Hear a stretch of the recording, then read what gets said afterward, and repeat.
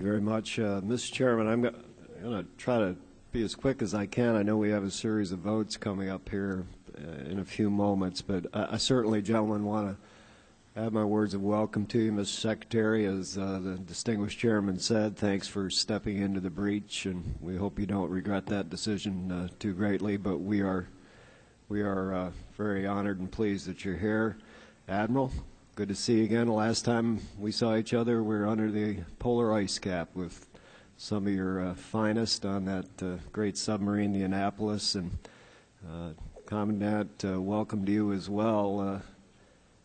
Like so many on this committee, I've had a chance to travel with your good folks to Iraq and Afghanistan, and I know collectively all of you are rightfully proud, as we are, of the amazing job the men and women in your charge do day in and day out to keep us safe. And as the chairman said, please carry our deepest appreciation and thanks to them on behalf of not just this committee, but all Americans in this nation.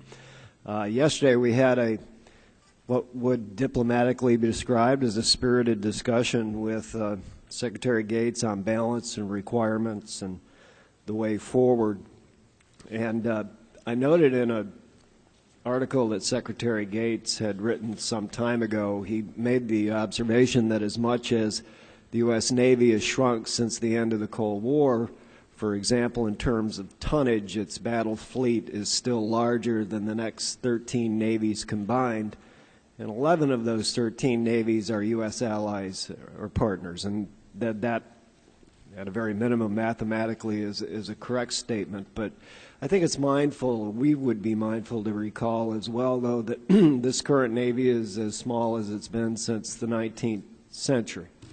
And certainly the Joint Maritime Strategy released just a year ago emphasizes the importance of forward presence. And in fact, it talks about that particular phrase no fewer than 4 times. And maritime forces have the unique ability to maintain persistent presence with minimal footprint, which we have discovered has benefits for both humanitarian as well as combat operations. And forward presence can only be translated, as you have said repeatedly, Admiral, into both quantity and capability.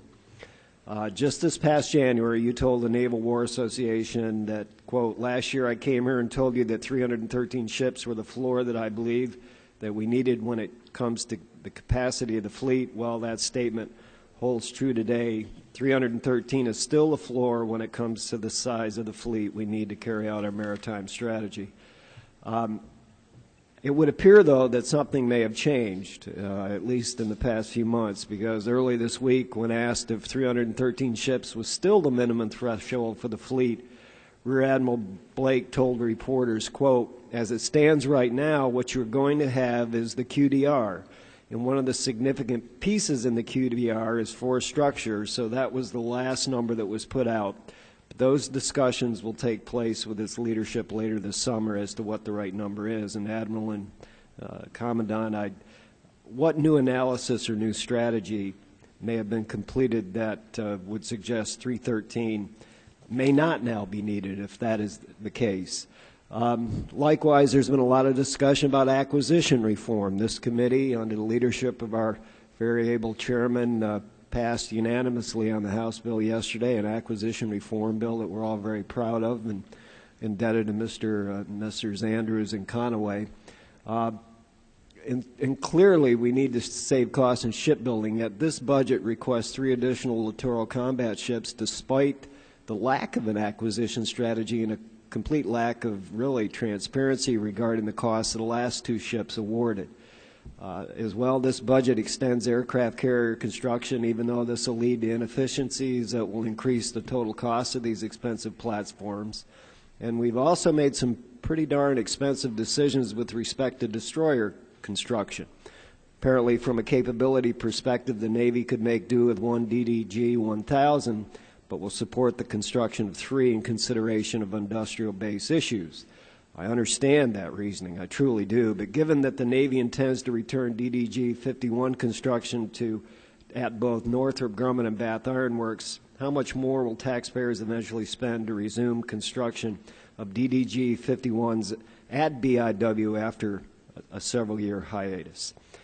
At the same time, there's balance to be struck between new construction and funding maintenance. I won't go into the details of the millions, hundreds of millions of dollars of shortfall that the Navy has been experiencing amongst its fleet, but obviously that's an area of some concern. But those balance issues are not just limited to shipbuilding. The chairman mentioned strike fighter aircraft, and for years your Navy and Marine Corps have been briefing this committee about shortfalls there, and the Department of the Navy currently has a fiscal year 09 strike fighter inventory shortfall of about 110 aircraft against a resource requirement of 390 aircraft, and predicts a peak strike fighter shortfall of 312 aircraft in fiscal year 2018. That's 8 carrier air wings worth of aircraft, and it rests on the dubious assumption that the Joint Strike Fighter delivers on time. So we've got some serious concerns and questions as well in that area. With respect to the Marine Corps, finally, Secretary Gates has put off making a decision on the Expeditionary Fighting Vehicle program until the completion of the QDR, and frankly, I commend the Secretary for not rushing to judgment in regards to the Marine Corps forcible entry requirement. I would add that as part of this discussion, it's important to keep in mind that amphibious assault doesn't necessarily mean another Normandy-like invasion. Amphibious assault can be a smaller action, say off the coast of Somalia to provide humanitarian assistance or evacuation procedures off the coast of West Africa. And General Conway, the Marine Corps has looked at the requirements for joint forcible entry for some time, and the QDR, I should say the Quadrennial Roles and Missions Review, did not dispute the Corps' responsibility for this capability. Yet these requirements will be reviewed as a part of the QDR. Now, I realize you can't talk about the QDR since it's just getting started, but if you could share any perspective you might have on the need for amphibious assault in the direction you believe the Marine Corps is headed, we'd be most grateful.